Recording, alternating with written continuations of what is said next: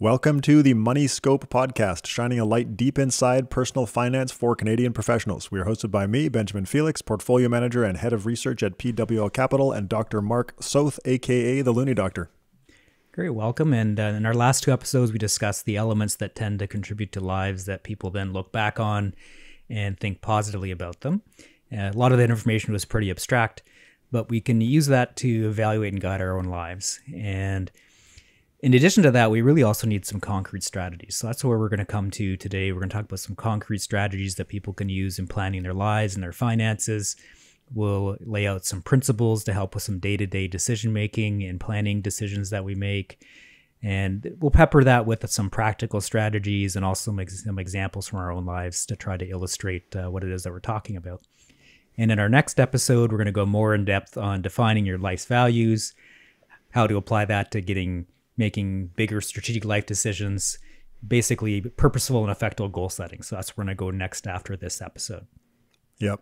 And I don't think, Mark, when we set out to do this podcast, we didn't expect to do so much content on living a good life. But I do think it is very important. So I'm glad that there has been and will be for the next episode this much focus on these topics. Yeah, we have to know this to know where we're going. Exactly, yeah. All right, so I've got the therapeutic money scope prepped. Are we ready to go? Yep, I think I've got everybody sedated already, so we're intubating and here we go. Great, so today's main topic, we're going to talk about good life principles or actionable advice and strategies that we can use to apply some of the information we've learned about. So we covered a lot of ground in the last two episodes. We're going to tie it together with actionable principles. And, we make hundreds of decisions every day. Some of them are big decisions, some of them are small decisions, and they don't all require the same amount of effort. But it is important to focus really on the big decisions, but also remember that decisions throughout your life represent your only way to purposely influence your quality of life. And that's a quote from a book by Ralph Kenney, Give Yourself a Nudge, Helping Smart People Make Smarter Personal and Business Decisions. But it's really applicable to what we're talking about. Yeah, that was Ralph Kenney was a guest on Rational Reminder. I just remember that quote as being kind of just mind-blowing. When I read his book, it's like, because it's so obviously true when you read it, but it seems like an extreme statement the first time you see it. I also remember Canadian astronaut Chris Hadfield, when he was on Rational Reminder, there was another quote similar to the Kenney quote that kind of blew me away. But Chris said, what matters the absolute most is what you're going to do next. When you think about it, your life is just the knitted together series of all your little decisions of what to do next. The deliberateness of how you make each of your small decisions every day, that's going to be your life. That's like mind-blowing stuff, that your life is just the knitted together small decisions that you make along the way. Yeah, no pressure. I mean, the thing we have to be careful is we don't get analysis by paralysis because we stress out about it all. But I think that's why I think having some big, broad principles that we can use can be very useful. So we know kind of what makes people happy and regret on a population scale, but we need some sort of simple mantras that we can use as shortcuts or rules of thumbs just to help us when we are thinking about it, because our default mode of thinking is very simple, so we need to be very simple as well. So none of this will be specific advice that applies to all circumstances, but they'd be good, quick, simple filters to run stuff through without using too much of your cognitive energy. So we're going to go through a bunch of sort of rules of thumb and shortcuts, whatever you want to call it. The first one I'll talk about is choose experience over things. And that's a mantra that's trotted out pretty quickly whenever anyone's talking about money and spending. And there's a good reason for that. It's the principle that experiences matter more than things that's very well popularized. But we talked about why that is earlier. So we talked a bit about adaptation and that we have weak effective forecasting. So experiences have some unique attributes to them that make them harder to adapt to. So that's one of the reasons why it actually works as a principle. And it also makes it easier to predict their impact on your happiness. So when we're talking about effective forecasting, that's what it is, predicting the impact that it's going to have. It's easier to do that with experience than it is actually to do it with objects.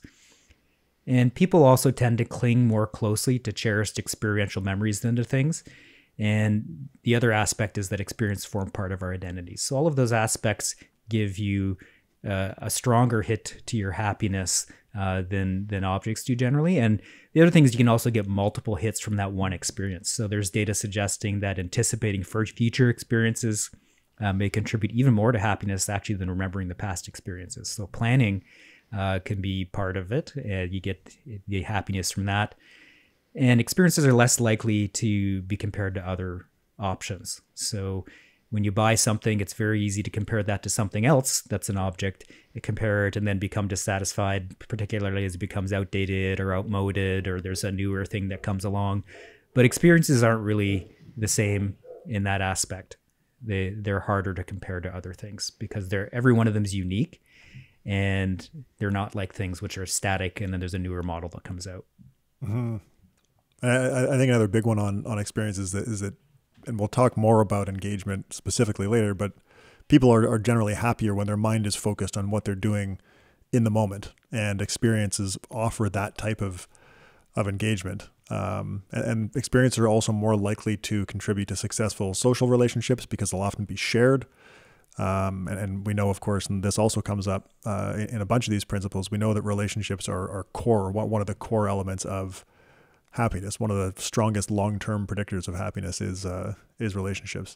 Now, experiences don't need to be expensive trips to exotic places. They can be things like spending time with other people outside, like, I don't know, going for a walk in the forest or whatever, or going for a meal together. But those aspects of engagement, being engrossed in what you're doing, and doing stuff with other people are big contributors to why experiences tend to be good predictors of happiness.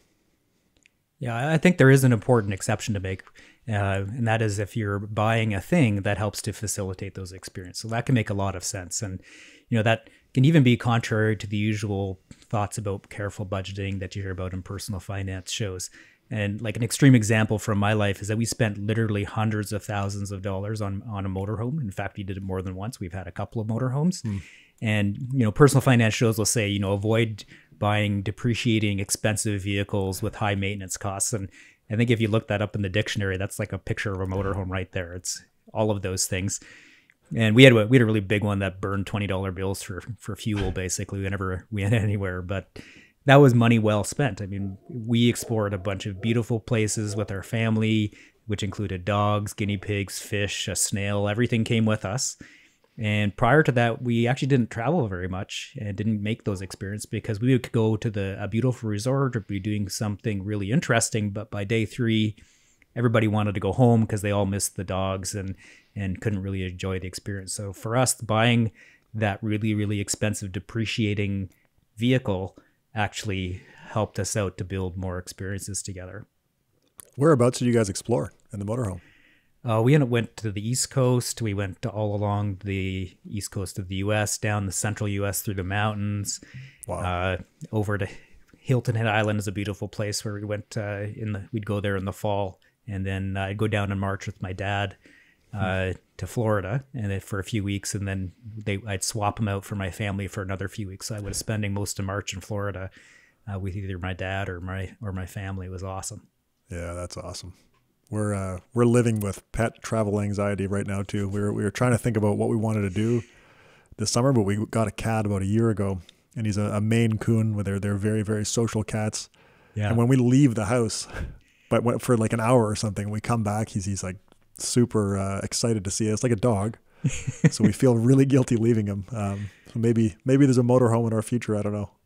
Oh yeah, it's awesome. I mean, the other reason why a motorhome was actually useful for us as a thing is that actually helped me with the earning spending trap. We talked about that in episode number 2, but I was very strongly lured to work all the time, and by spending that money on a motorhome helped me pulled me away from that. And that may seem counterintuitive because it is actually spending more money, but I had spent that money, and that frugal part of me, because I'd spent the money, wanted to make sure I got my money's worth out of it. So it psychologically forced me to actually take more vacations and more time off work because I'd essentially paid that money already.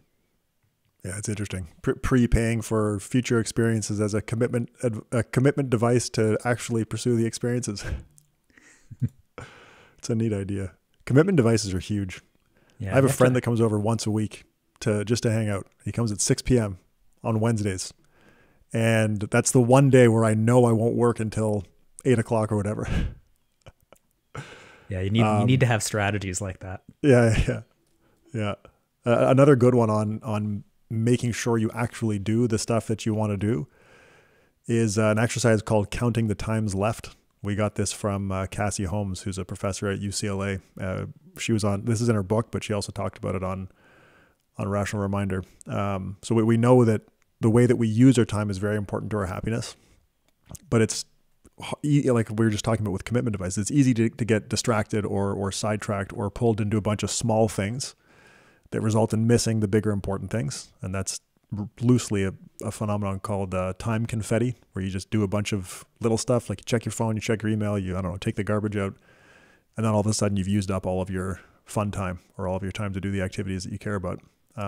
Time also feels like it moves faster when we're busy and when we have conflicting goals. But we're often culturally rewarded for being busy and for having little leisure time. So it's there's an interesting situation right now where we have more leisure time, but people feel like they're busier and have less leisure time.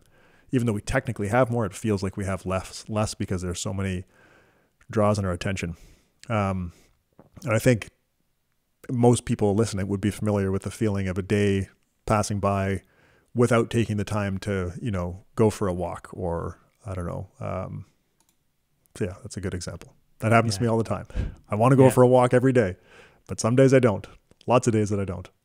Yeah, you have to prioritize it to make sure it happens before it gets pushed out. Exactly. Yeah. And then over time, that adds up. It's kind of like that idea of foundational regrets. Stuff compounds over time, and then all of a sudden, you don't have any time left to do those things that you really wanted to do. I think good examples are related to kids, because obviously kids get older and eventually want to do their own thing. So like take trips in the motorhome as an example. And I don't know if my numbers make sense for your situation, Mark, but I'll throw it out there anyway. So if we take the motorhome example, this idea of counting the times left is to say maybe it's 3 trips per summer that you do, and you've been doing that for 8 years. So you've done 24 trips. And you calculate how many you have left. So say it's maybe 4 more years at the same rate. So you've got 16 trips left.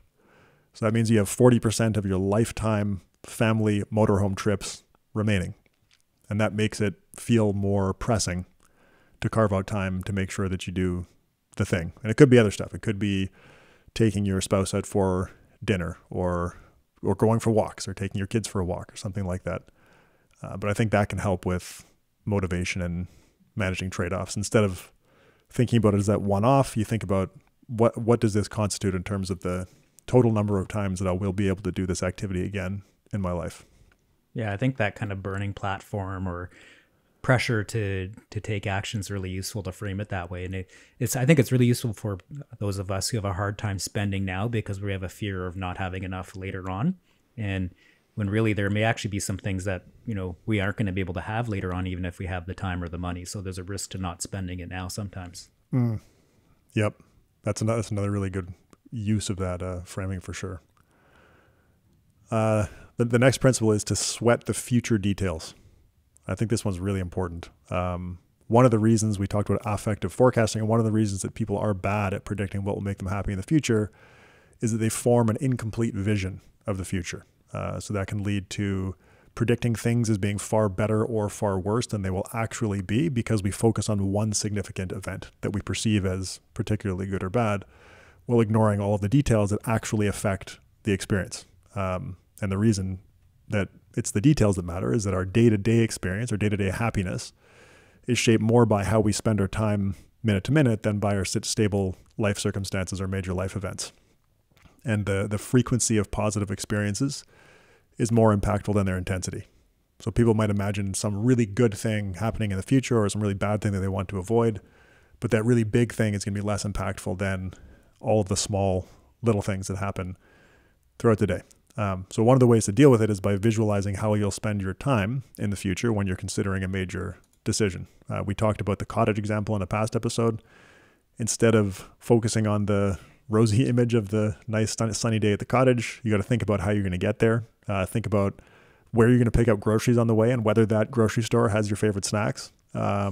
who's going to close the cottage down for the winter and open it up for the summer. So I think a nice way to summarize it is in any decision, you've got to think about how it will impact how you spend your time in the future and whether that's aligned with how you actually want to spend your time. Yeah, there's a lot of all those little details of maintenance and costs of time and money that go into these decisions that we just don't really appreciate till after we've actually made the decision. Yeah, well, that's exactly it. It's called focalism, where we focus on the one big thing, but it's the little. The key though is that it's the little details matter more than the big thing. It's not that they're equally important or whatever. It's like the minute to minute stuff is more impactful to happiness. Yeah, totally. You get ground down by that day-to-day menial tasks that sort of dulls that big event that you're hoping for. 100%. And so I think related to that, to the small things mattering is finding and savoring frequent small pleasures. Similar, I guess it's aligned with what we were just talking about, but frequent small pleasures are more impactful to happiness than fewer large ones. So having multiple small pleasures spread throughout the day, like enjoying tasty snacks. I bring snacks up a lot, I guess. I like snacks. Yeah, you get along well around here. It's the same thing. Taking a walk with your dog. Like I mentioned, I don't have a dog, but wanting to go for a walk every day, I find that is really impactful to the way that I feel. Enjoying a coffee is another one. And same thing. Like I have an espresso machine that I bought 10 years ago, and it's my routine. I love making I have one espresso in the morning and that's it, but it's a whole thing. Reading a book that you love, talking to a friend. Those are all small pleasures. And these things are also less financially impactful than saving up for big things. Like, I don't know, buying a jet ski is obviously more expensive than, making your own espresso at home every morning.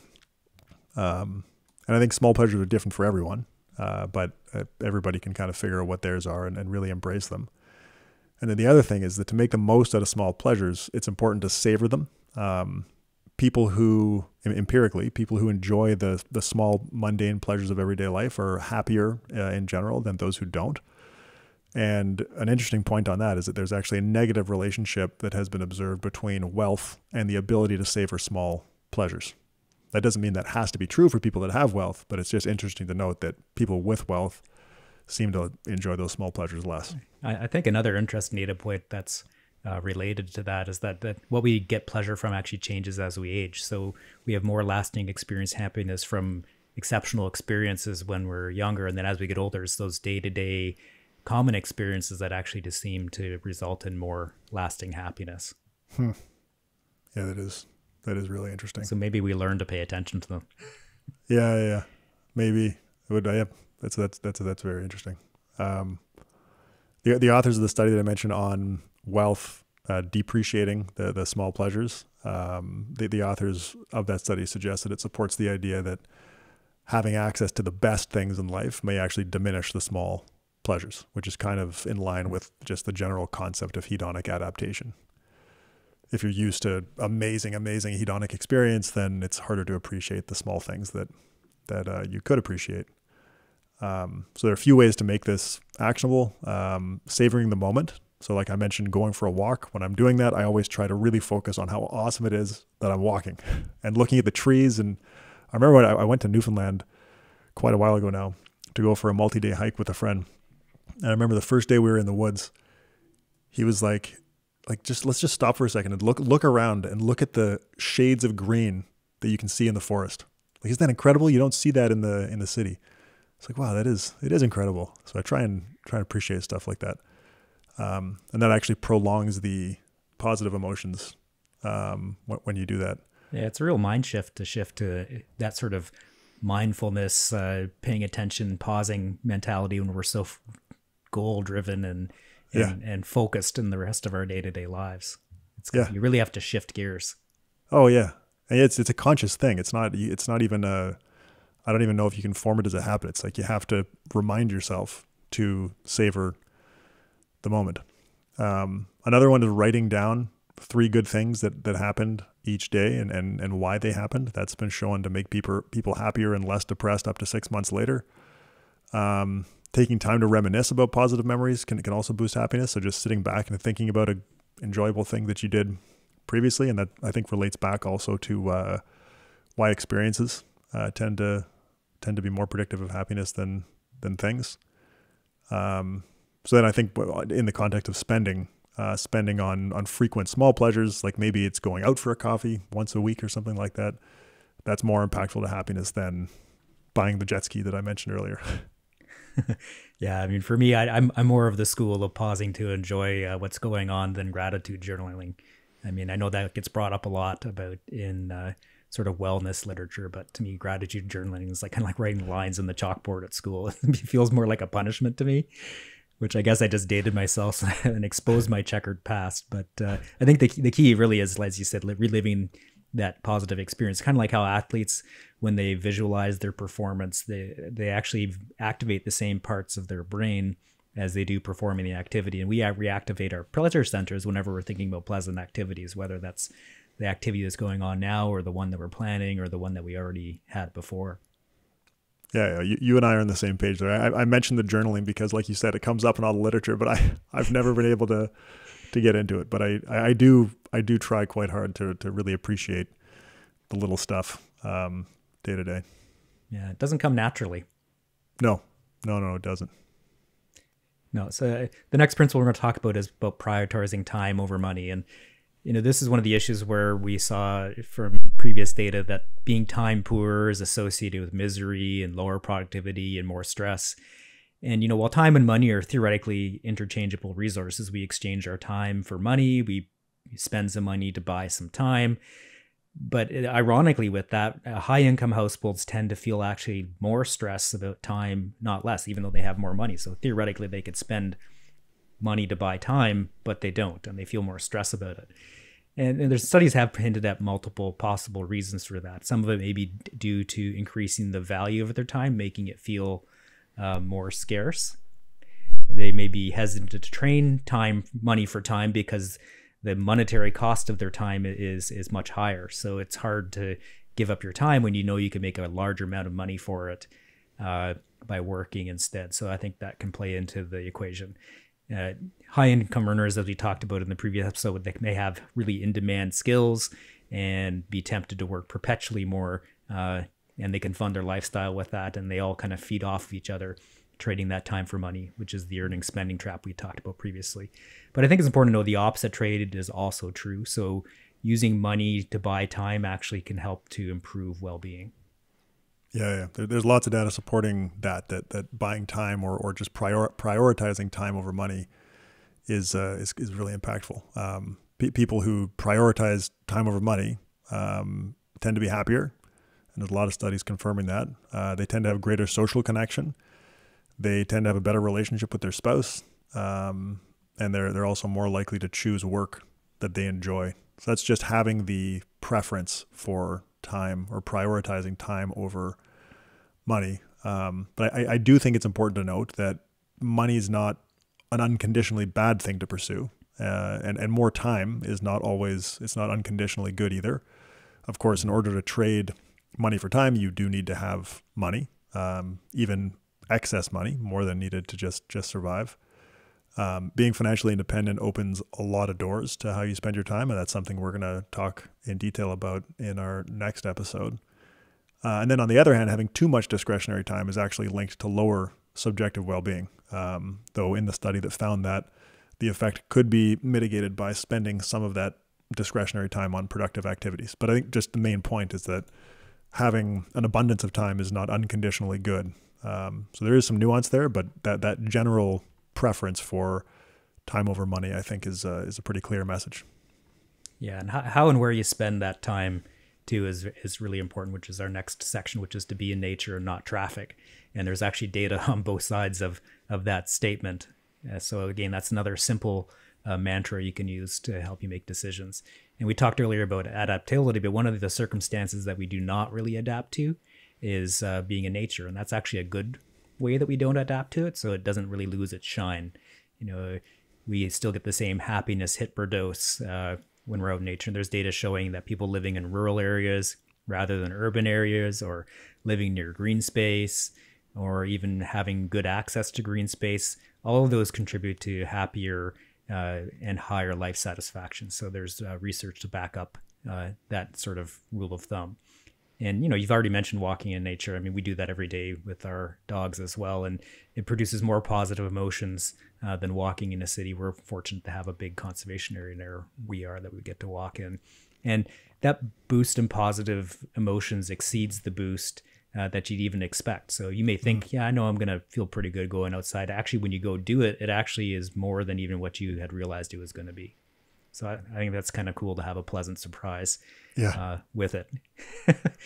And there's a ton of other nature-related benefits as well to your health and overall well-being. And there's lots of data around that with blood pressure and stress and other aspects of our health. Yeah, and kids too. There's really interesting studies on the future psychological health of kids who grow up near green space or spend time in nature. Yeah, less allergies, less anxiety, and more resilience. Yeah, it's really fascinating stuff. I already mentioned how I like going for walks, but this one, the nature stuff is personally really, really big for me. I grew up that way out in British Columbia. But living in Ottawa, I used to drive out of the city as much as possible to get into the forest. So we talked about commuting being miserable. So I used to live walking distance to my office, but commute to the forest. But then as soon as I could work from home, so I didn't have to worry about my office commute anymore. That pushed our family to move out of the city, and now we live in a very forested area in Quebec.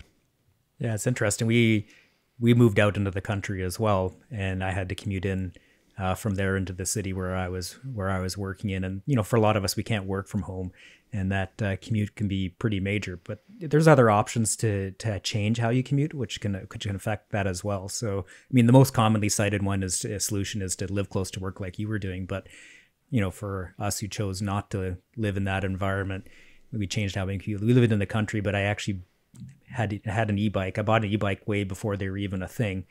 And by that I mean a bicycle with a little assist motor, not the scooter that has pedals tacked on to say it's a bike, the real deal.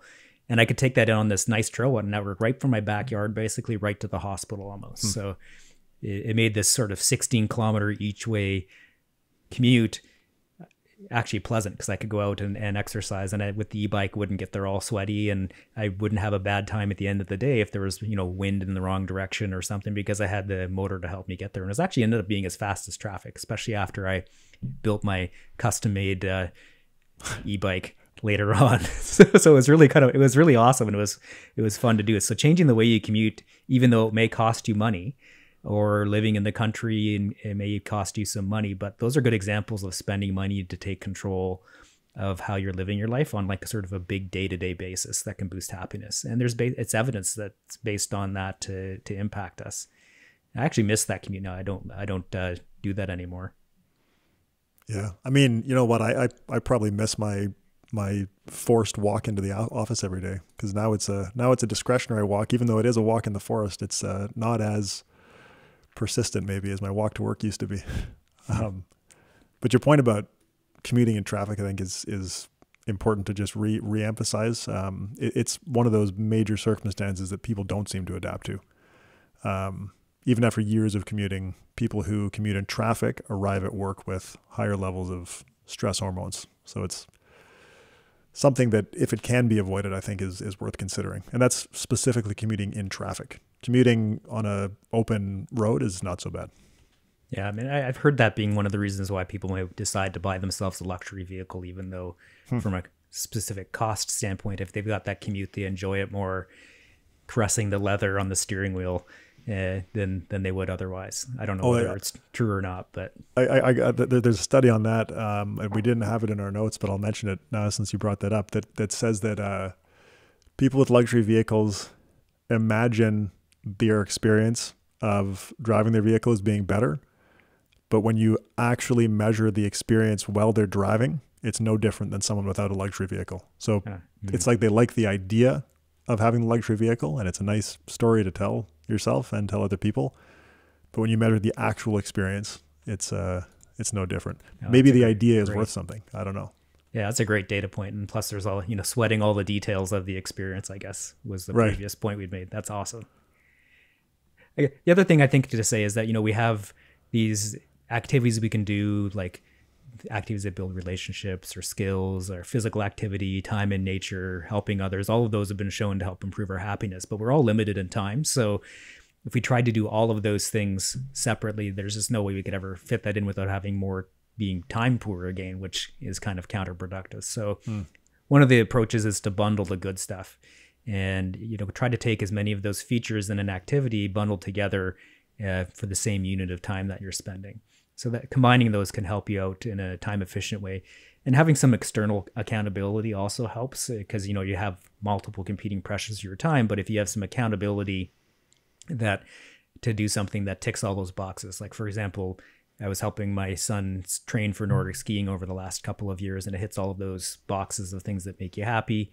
Similarly, it was actually taking up karate with my kids that broke me out of the earning and spending trap back when I was in that.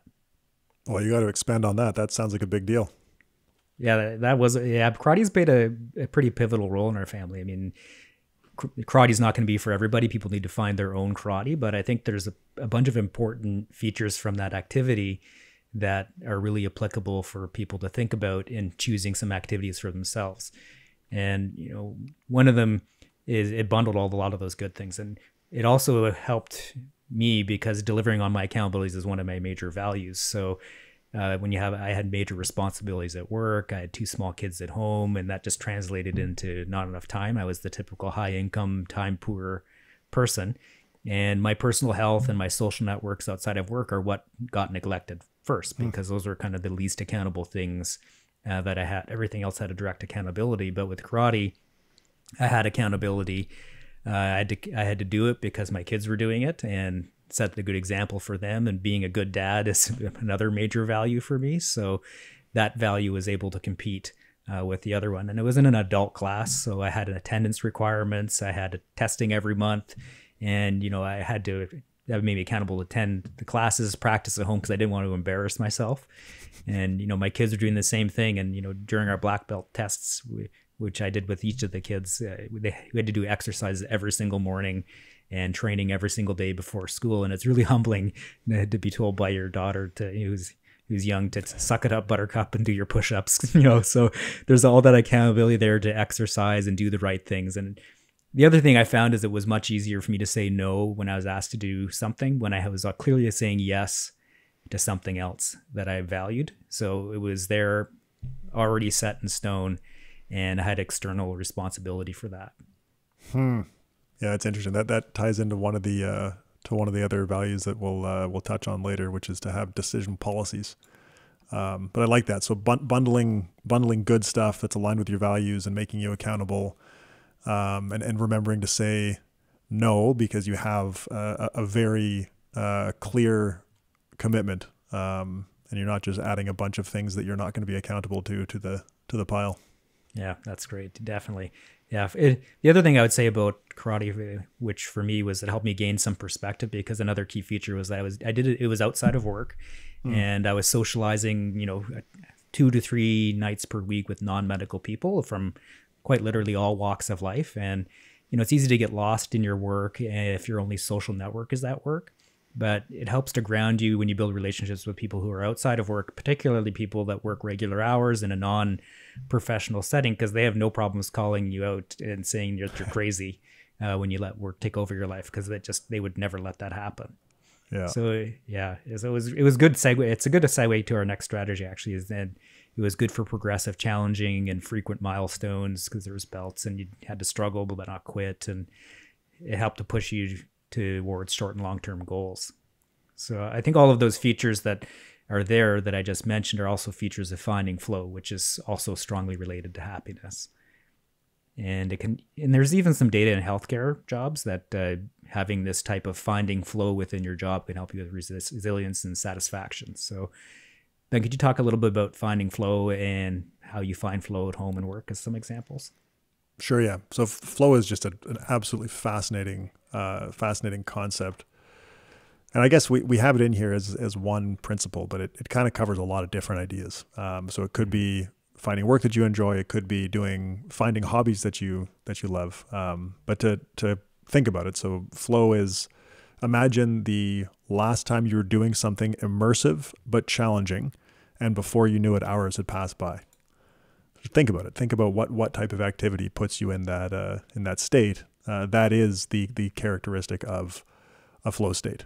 The researcher who discovered this aspect of happiness, he explained in his research that the best moments in our lives usually occur when a person's body or mind is stretched to its limits in a voluntary effort to accomplish something difficult and worthwhile.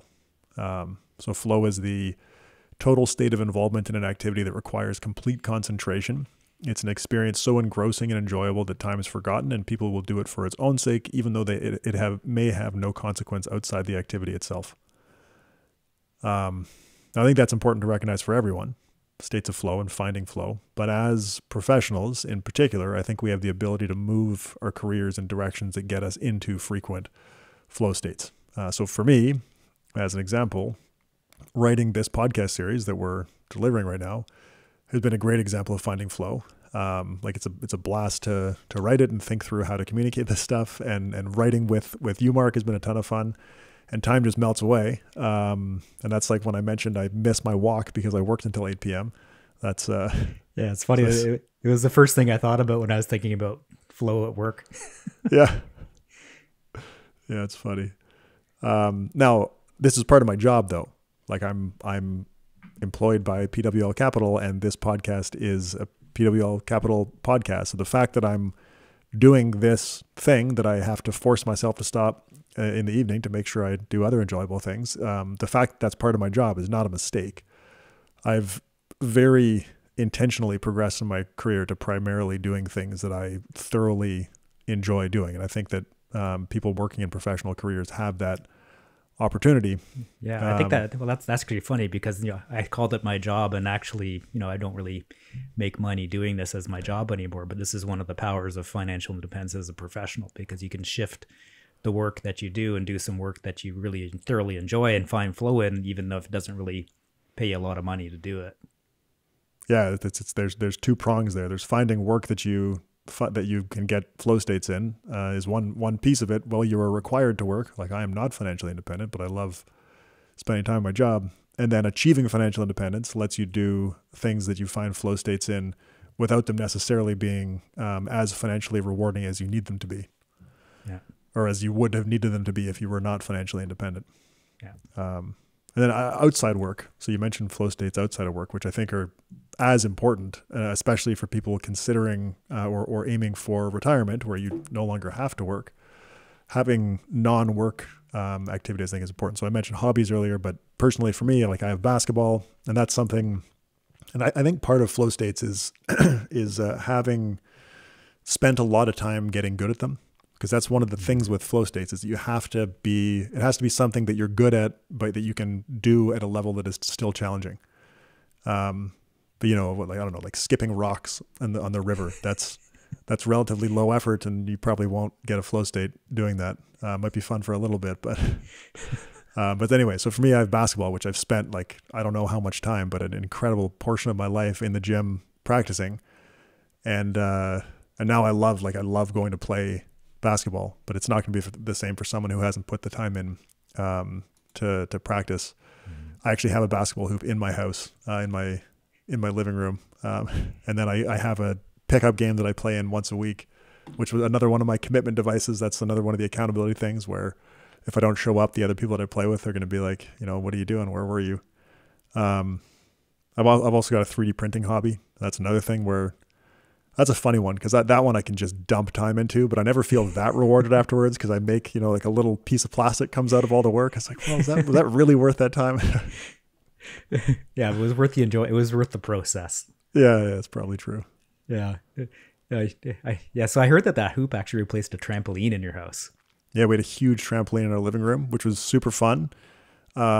But our house isn't like that big. We have a fairly large kind of front room in our house, big enough to house a huge trampoline. It's got a super high ceiling, high enough that you don't have to worry about it. So yeah, I had to ditch the trampoline. We had the basketball hoop and the trampoline together for a couple of days, but my wife was like, this is not okay. There's just no space, so I had to ditch the trampoline. Kids are not happy. Yeah, that was like my first thought, because I would need the trampoline to actually reach the hoop. I'm pretty short, so that was like my first thought. Wow, a trampoline and a hoop, that would just be perfect for me. Yeah. Yeah, I think that the development of flow opportunities outside of the work, I think, is actually an excellent point that deserves a bit of repeating. I think when, I see a lot, I have friends and colleagues that have retired multiple times. And I think one of the challenges they face when they retire, or even when it's looming, is that they haven't taken the time to find flow in non-work activities. And it's one of those things that can really help you launch into that next phase of your life. You're thinking about retiring, is to make sure you're building up those activities outside of work. And I think that the same applies to relationships too. If we invest our time on non-work interests and relationships, that compounds over long periods of time. It's one of those things that it takes time to develop that skill to make flow possible, right? Because you mentioned how all the time you spent playing basketball to get really good at it, and that's why you can have flow in it. And I think we can't just pick up something and instantaneously find flow in it. It takes a bit of time to build there. And it's the same thing with relationships. And it's like compounding interest. It's not one of those things that is easy to go back in time and then make up for it later on. You kind of have to make that investment along the way. Yeah, that's a huge point. It ties into the foundational regrets that we discussed in a previous episode. One of the biggest areas of regret that you can't fix in the future because you didn't build the foundation. And like you said, you can't just go and build that foundation later. But I think when you're working toward financial independence, having things to bridge that gap between work life, where you're super engaged in what you're doing for work, and then having other stuff that you can be engaged in and find flow states in post work, is huge. But like you say, the point is super important, that it's not the kind of thing that you can just decide to start doing once you've stopped working. Like, okay, now I'm going to start the rest of my life. Like, you have to be working toward that pre-retirement, so that when you do retire, you have things that you're already good at and that you can already melt time into enjoyably. Another big one that's a common thread through a lot of the well-being literature is considering other people. So it's a big thing because it matters both to how we spend our time and how we spend our money. And this is, I'm kind of talking about two things when I say considering other people. One is relationships, which we've mentioned quite a few times. I mean, I guess you can kind of see how important relationships are, considering how much we have been mentioning them. But it also talks about pro-social activities. So that's doing things that benefit other people. So that can be spending money on other people, taking somebody out for a meal, or donating money. But it can also be giving time. So that could be volunteer work or something like that. Personal spending is generally unrelated to happiness, but pro-social spending, so that's the donations or spending on other people, is predictive of elevated happiness. Pro-social behavior in one study was associated with better well-being consistently across regions during the COVID-19 pandemic. People who engage in pro-social behaviors seem to experience greater meaning in their lives, higher personal worth, and higher self-esteem. And then on the relationships, people with strong ties to friends and family and a commitment to spending time with them have the highest levels of well-being, and the quantity and depth of social interactions is also positively associated with greater well-being. Yeah, that's a great one. I think that's going to have to be a whole episode. There's so much good data in there that we can talk about with how to give effectively, not just for the impact, but also for your happiness. And there's also tax effectiveness giving as well. So we can do a whole episode on that one. Yeah, there we go. We're up to however many episodes we have planned plus one. We keep tacking them on. Another principle that I really like, and I got this from Ralph Keeney's book, who we mentioned at the beginning of this episode, is to set decision policies. So this is a quote from Ralph's book. A personal policy decision involves selecting a rule for making specific decisions that frequently occur in your life. Following that rule for these decisions provides consistency and saves time. I love that. We make a lot of decisions every day, which is another thing you mentioned at the beginning of the episode. Creating policies for decisions that we know we're going to have to make repeatedly can be a really nice idea. I have a recent personal example. It's not a huge decision, but it's just a recent one that I had to make, so it's top of mind. I'm 6'11". I'm taller than the average person. I had to book a flight recently after not flying for years. Like I don't know when the last time I flew was. I can't even remember, but it's been a long time. Definitely not throughout the whole pandemic situation. So I had to book a flight, and I was sitting there agonizing unnecessarily over whether I should book the extra legroom. Because I'm like, oh, it's a 6-hour flight. Like I should, or 4.5 hours maybe. 6 hours total, yeah. Two different flights. it's like, oh, it's going to be miserable without the extra legroom, but it was like $80 to upgrade. And I was like, oh, do I really want to do that? I just decided after thinking about it for a few minutes, like, you know what? At this point in my life, I'm, a little stiffer than I was 10 years ago, and maybe a little bit more financially healthy than I was 10 years ago. So I was like, you know what? My policy going forward is that any flight over an hour, I'm going to pay for the extra legroom. It's going to be whatever, a couple hundred dollars maximum. So that decision's done now. Whenever I book a flight, I book the extra legroom. But I think little things like that can be super valuable to set personal decision policies for. Yeah, that's great.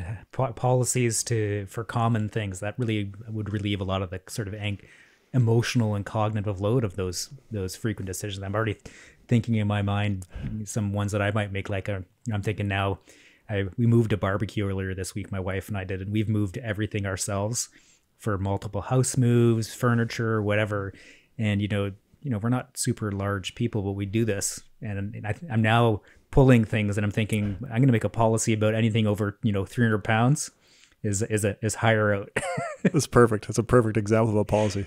Oh, that's I love that. And the other thing I think you need to do is know your values. This helps to dive into making your decisions. We're going to do a deeper dive into that in some other episodes. We've already spoken a lot about that in the previous episodes, but it's probably the most important point on our list, in that, in theory, in decision theory, before making a decision, you need to know what your decision values are, so that actually guides the decision. That's why we did that as the first couple of episodes in this series. We started talking about these things that make people happy, but knowing your values will help you with this decision making.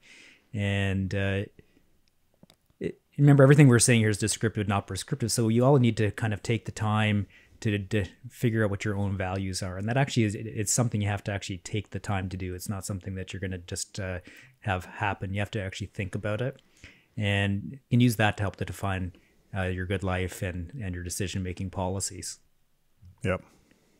And we did also talk about regret in episode number 1. And one of the things is to use those regret knowledge that we have as principles for decision making. So make it into actionable advice. And I think the key with regret is to lean into it and use it to your advantage. So not all regret is bad, and it can actually help us in many ways. It can help improve future decisions. It could boost our performance, and it can deepen meaning for things. I'm going to just give a few points about that. So one of the things is regret aversion can improve our decision quality. And part of why it makes us improve our decision quality is that it makes us pressured into collecting more information. So we talked about thinking about all the details.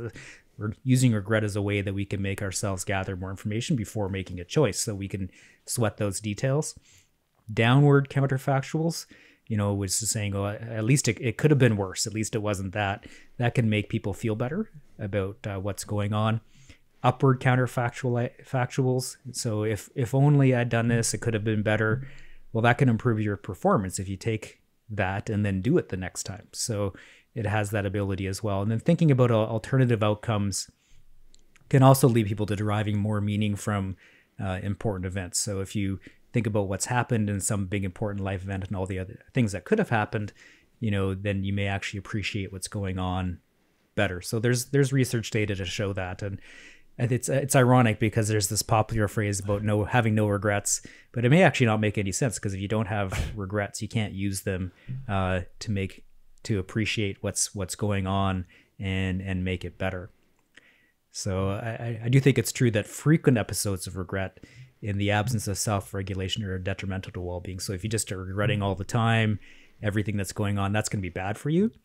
But it can be a valuable emotion if you use it right to your advantage. So people value their regrets actually substantially more than they do other negative emotions. So it's probably one of the most important negative emotions that we have, because we can actually use it. And I think this is the key point, is that, rather than ruminating on regrets, you use them to improve your future decisions, which is, we've talked about ways to do that.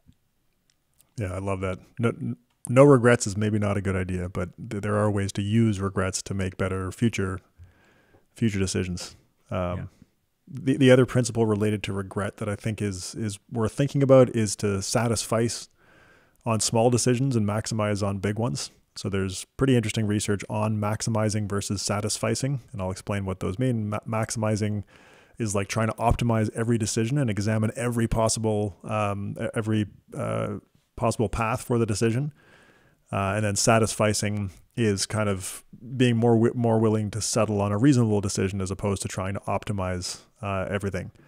Now, maximizing, and this is why this is important to what we're talking about, maximizing is negatively related to happiness, optimism, self-esteem, and life satisfaction, and it's positively related to depression, perfectionism, and regret.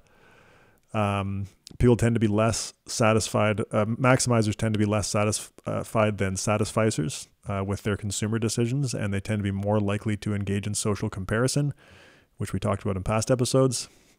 And they're more adversely affected by social comparison.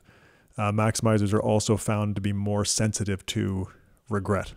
So maximizing everything, like maximizing, where you're going to go for lunch or which path to take on your walk, all that kind of stuff. Trying to maximize those is probably not a good idea because it can lead to more regret, or I don't know, like which iPhone to get. Maybe it's another one where maximizing that might lead to wondering, oh, what if I'd gotten the other model, or all that kind of stuff. But then for larger decisions, and large is obviously subjective, but more material decisions about strategic direction of life, or maybe decisions that are related to the 4 core areas of regret. In those cases, I think it does make sense to apply the kind of thought process that we're going to talk about in our next episode to maybe try and, I don't know if I'd quite call it maximizing, but to thoughtfully consider the decision. Yeah, but for a lot of data, sorry, go ahead. No, I was going to say, this is great. This is exactly why, we're doing this podcast series for high income professionals, because this is something that we actually have the ability to, satisfice a lot of those simple decisions day to day and not worry about it, as long as we maximize the really important ones. And so I think that's it's critical. And this is different than a lot of what we hear about in personal finance, which I think is why it's really important we've done these first few episodes about these topics, because a lot of personal finance will say, oh, penny pinch on the budget here and there, and watch all these day-to-day little tiny decisions and focus on optimizing, how you can get points on your credit card and 0.1% lower on your line of credit interest rate. But those are smaller things. You got to think about these big decisions and put your energy there instead. Yeah, it's a great point. Well, I think we've covered a number of treatment modalities that we can use in building the good life. So I think we're pretty much to the end of the procedure here. We'll pull the money scope out, do a quick debrief, and plan for the next episode. Great. So in the first 2 episodes, we talked about what generally makes for life satisfaction and happiness. Today, we discussed a number of strategies to actually use on a day-to-day basis to do that. And the good life isn't really a destination, it's a journey. So all these day-to-day decisions are actually important. And we talked about how we can do that efficiently and offload some of that cognitive load. Because you want to enjoy that journey so that it makes you happier along the way. You don't want it to be a miserable journey for some vaunted destination you may never reach. And it keeps you motivated along the way, if you're doing it well, to then work towards the longer term goals. Yeah, and we'll dig more into that in our next episode, where we talk more about goal setting. But there's interesting data on that too, about progress, attainment of progress toward a goal gives you satisfaction. Attaining the actual goal gives you satisfaction, but once you attain the goal, it doesn't last that long. Whereas the progress points, they kind of keep going. So yeah, enjoying the journey is super important. I think we talked to Chris Hadfield about that too when he was on Rash Reminder, about having big goals that you may not actually achieve. And he talked about he wanted to be an astronaut. Pretty big goal. He achieved it, but he talked about how much he loved the journey. And so you have to love the process of trying to achieve, especially big audacious goals like that, which is just statistically, there's a good chance that you won't be able to achieve. So he talked about how he would always ask himself, what would an astronaut do? So when he's trying to make these decisions, what would an astronaut do in this situation? So you can think about it as, what would a really good dad do in this situation? Anyway, you have to enjoy the answer to that question. So in Chris's case, what would an astronaut do? He loved the answer all the time. So I think that's super important. Okay, so to kind of recap on some of our principles, choose experiences over stuff, unless that stuff helps with experiences. Yeah, and if you have a hard time spending money to do that because you have the frugal gene, like I've had, prepay to use it in your favor. And count the number of times left for activities that you love to increase your motivation to do them rather than put them off. Yep. Sweat the future details. Think about the little day-to-day details when you're making decisions, and then you may actually get some pleasure from anticipating that as well. And these don't need to be big things. We can enjoy frequent, small, simple things. But the trick there is savoring them and enjoying them and being mindful of how awesome they are. Yeah. And one of the rules of thumb is to prioritize time over money. And it's ironic that high income people often feel more time poor. So recognize that if it's you, and use your money to your advantage. Be in nature, not in traffic. That's worth thinking about for where you live, where you work and play, and the commute in getting between those places. Yeah, bundle the good stuff together with activities that check multiple boxes of what make you happy, so that you can use your limited time to get as many of them in as you can, and use accountability to help you. And find flow with activities that engage you with the right level of challenge. So it's kind of important there's a lot of pre-work there to gain skills that you can then apply. But I think that's really important. And then we did have a couple other ones, which were considering other people, be considerate of other people. So that's pro-social activities is a big one that matters for both how we spend our time and how we spend our money. Set decision policies for small recurring decisions, and then know your decision values, which is something that we're going to spend a lot more time in the next episode. Yeah, and don't worry about regret. It's actually one of the most powerful negative emotions if you use it the right way. So let your past regrets be a guide for your future decision making. And don't try to maximize every little decision, because then you can just overwhelm yourself and be counterproductive. So try to just satisfies for the minor everyday things, and then focus your energy to maximize the things that are really important but infrequent. So I think we covered a lot there. We'll make sure that for the next time, we're going to cover some more about goal setting and some financial independence. In the meantime, pick one or two of the strategies that we've talked about today and see how that might apply to your own life. Just make sure you make it small, frequent, and savor it. All right, that's it. We'll see you for the next procedure.